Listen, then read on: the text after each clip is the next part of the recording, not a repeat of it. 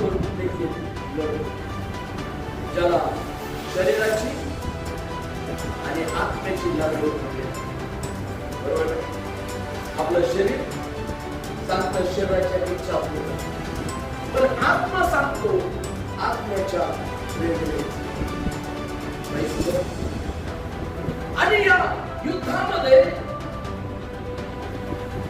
जी धाव आपण सुरू केलेली आहे, जे विश्वासाची वाटचाल आपण चालू केलेली आहे, त्या विश्वासाच्या वाटचालीमध्ये आम्ही टिकून राहावं ही देवाची आमच्यासाठी इच्छा आहे.